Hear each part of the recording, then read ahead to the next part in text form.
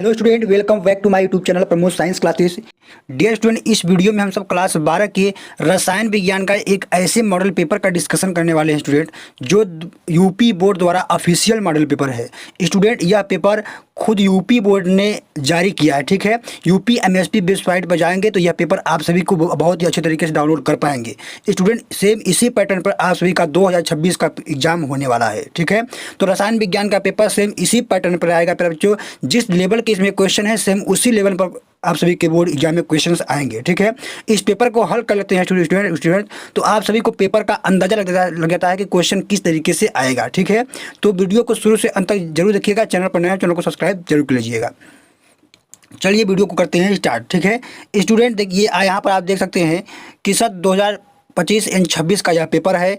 विषय रसायन विज्ञान कक्षा 12 के लिए यह पेपर है। ठीक है, यहाँ पर स्टूडेंट आप सभी का जो पूर्णांक होने वाला है वो 70 नंबर का होने वाला है। ठीक है, और यहाँ पर स्टूडेंट आप सभी को जो बोर्ड एग्जाम में समय दिया जाएगा वो 3 घंटे 15 मिनट दिया जाएगा। ठीक है, यहाँ पर बोर्ड नोट में क्या कर रहा है कि प्रारंभ के 15 मिनट परीक्षार्थियों को प्रश्न पत्र पढ़ने के लिए निर्धारित है। निर्देश यहाँ पर स्टूडेंट, पहला निर्देश क्या कर रहा है कि सभी प्रश्न अनिवार्य है, यानी सभी प्रश्न आप सभी को करना अनिवार्य है। प्रत्येक प्रश्न के निर्धारित अंक उसके समझ दिए गए हैं, यानी जो प्रश्न जितने नंबर का है उसके सामने लिखा गया है। ठीक है, दूसरा कह रहा है कि गणनात्मक प्रश्नों में गणना के समस्त पद लिखिए। चौथा है, तीसरा यहाँ पर कि प्रश्नों के प्रासंगिक उत्तर लिखिए। चौथा है कि जहां आवश्यक हो रासायनिक समीकरण दीजिए, यानी जिस क्वेश्चन में आप सभी को लग रहा है कोई इस क्वेश्चन में रासायनिक अभिक्रिया लिखी जा सकती है तो उसमें आप सभी को रासायनिक अभिक्रिया लिखना पड़ेगा, तभी आप जाके पूरा नंबर उस क्वेश्चन से आप सभी को मिलेगा। ठीक है, यहाँ पर स्टूडेंट प्रश्न एक क्या कर रहा है कि इस प्रश्न के प्रत्येक खंड में 4 बहुविकल्पी प्रश्न हैं। कह रहा है कि 4 बहुविकल्पी प्रश्न दिए गए हैं, सही विकल्प चुनकर उसे अपने उत्तर पुस्तिका में लिखिए। ठीक है, यहाँ पर पहला क्वेश्चन क्या कर रहा है स्टूडेंट, कह रहा है पहला का कह कि निम्नलिखित अभिकथन, यहाँ पर देखिए अभिकथन दिया गया है, तथा तर्क को, यहाँ पर देखिए तर्क दिया गया है। ठीक है, तर्क को पढ़कर दिए गए विकल्पों में से सही विकल्प का चयन कीजिए। ठीक है, तो आइए अभिकथन पढ़ते हैं, इसके बाद तर्क पढ़ते हैं।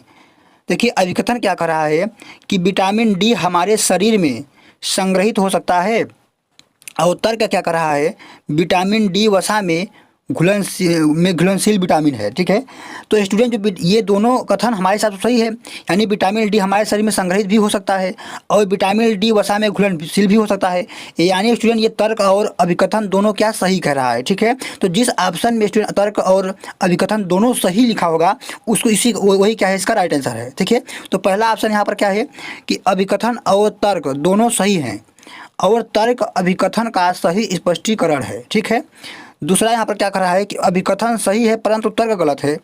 तीसरा है यहाँ पर कि अभिकथन गलत है परंतु तर्क सही है, और यहाँ पर चौथा कर रहा है कि अभिकथन और तर्क दोनों गलत है। तो स्टूडेंट इसका जो राइट आंसर है यहाँ पर देखिए क्या कर रहा है कि अभिकथन और तर्क दोनों सही हैं। ये तो बात हमने भी बताया कि अभिकथन और तर्क दोनों सही कह रहा है। तर्क अभिकथन का, यानी ये जो तर्क है ये अभिकथन का क्या कर रहा है इसके बारे में बता रहा है। ठीक है, तो इस तरीके से इसका आंसर जो है स्टूडेंट पहला हो जाएगा, ऑप्शन नंबर पहला क्या हो जाएगा, सही है। ठीक है, यानी अभिकथन तर्क और दोनों सही हैं, तर्क अभिकथन का सही स्पष्टीकरण है। अब यहाँ पर देखिए दूसरा क्वेश्चन क्या कह रहा है कि CrH2O6 Cl3 बैंगनी और CrH2O5 Cl और इसके बाद Cl2H2O भूरा के बीच कौन से प्रकार की समझौता पाई जाती है। तो स्टूडेंट इस प्रकार के जो उपसहसंयोजक यौगिक होते हैं, इस यौगिक में यहाँ पर देखिए दोनों में क्या है, जल की मात्रा है, यानी H2O है। तो स्टूडेंट जिस भी उपसहसंयोजक यौगिक में जल होती है उसमें क्या होती है, जल योजन समायोजकता पाई जाती है। जल योजन समायोजकता को ही हम लोग विलायक योजन समायोजकता कहते हैं। तो इस तरीके से स्टूडेंट इसका जो राइट आंसर है ऑप्शन नंबर 2 विलायक योजन समायोजकता।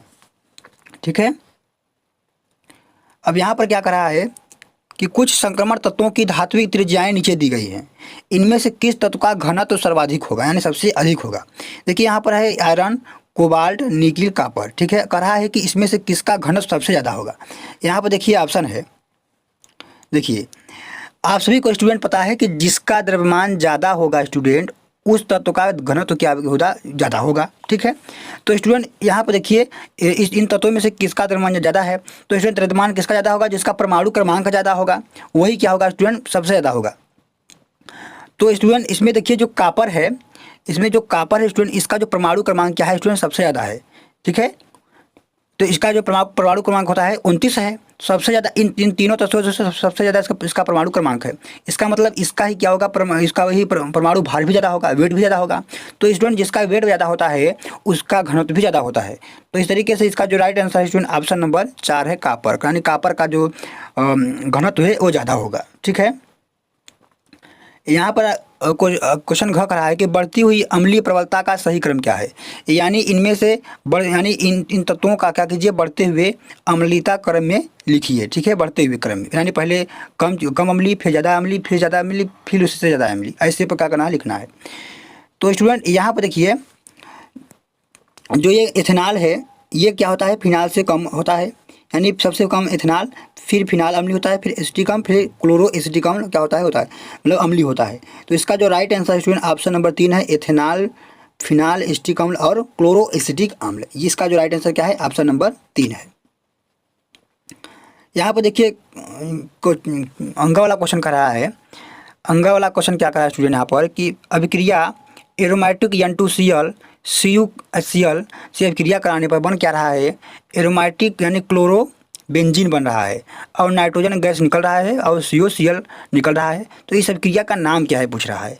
तो स्टूडेंट इस अभिक्रिया को हम लोग क्या कहते हैं, गाटरमान अभिक्रिया कहते हैं। आप लोग पढ़े होंगे, इस अभिक्रिया को हम लोग क्या कहते हैं, गाटरमान अभिक्रिया कहते हैं।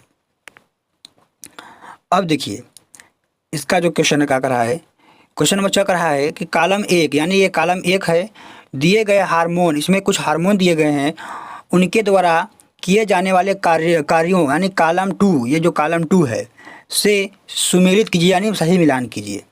तो स्टूडेंट इसमें क्या है, कुछ हार्मोन्स दिए गए हैं, इन हार्मोन्स में से कौन कौन सा रोग होता है उसका सही मिलान करना है।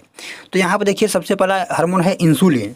तो इंसुलिन हार्मोन क्या करता है स्टूडेंट, रक्त में क्या करता है, ग्लूकोज की मात्रा को क्या करता है, सीमित रखता है, यानी शुगर की मात्रा को क्या करता है, सीमित रखता है, नियमित रखता है। तो जब इंसुलिन की मात्रा अधिक हो जाती है तो इससे शुगर रोग हो जाता है। ठीक है, फिर यानी पहला का क्या रहेगा, यानी ए का बी। ठीक है, क्या रहेगा, ए का मिलान बी से हुआ। ठीक है, ए का मिलान किससे हुआ, बी से, ए का मिलान यहाँ पर हुआ बी से। ठीक है, इसके बाद है दूसरा थायरॉक्सिन।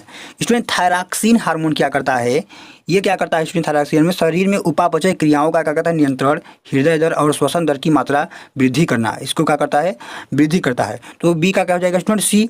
ठीक है, यहाँ पर स्टूडेंट है टेस्टोस्टेरॉन। टेस्टोस्टेरॉन क्या करता है स्टूडेंट, ये पुरुषों में क्या करता है, लक्षणों के लिए उत्तरदायी है। तो यानी सी का क्या होगा, डी, सी का ई हो गया, फिर ई का हो गया, हो जाएगा डी।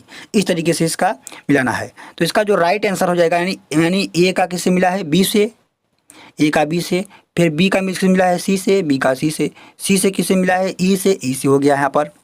डी का किससे मिला है स्टूडेंट, यहाँ पर डी का किससे मिला है, यहाँ पर देखिए डी जो मान को डी का डी से मिला है। तो यहाँ पर ये क्या हो जाएगा, राइट आंसर हो जाएगा, ऑप्शन नंबर 1 हो जाएगा, राइट आंसर हो जाएगा। ठीक है, यहाँ पर अब देखिए यहाँ से आप सभी का क्या होता है, सब्जेक्टिव क्वेश्चन स्टार्ट होता है। तो ये सारे क्वेश्चन क्या रहेंगे, 2-2 नंबर के रहेंगे। ठीक है, इन सभी का आंसर स्टूडेंट आंसर सहित PDF मैं अपने टेलीग्राम चैनल पर दे दूंगा, वहाँ से आप सब इस क्वेश्चन को क्या कर लीजिए, डाउनलोड कर लीजिएगा। ठीक है, जैसे यहाँ पर पहला क्वेश्चन क्या कर रहा है कि स्थिर क्वाथी मिश्रण का परिभाषा लिखिए, 2 नंबर में आप सभी, यानी 2 नंबर का है। इसका आप सभी को आंसर क्या करना है स्टूडेंट, 2 से 4 लाइन में देना है। ठीक है, 2 से 4 लाइन में आप सभी को इसका आंसर देना होगा।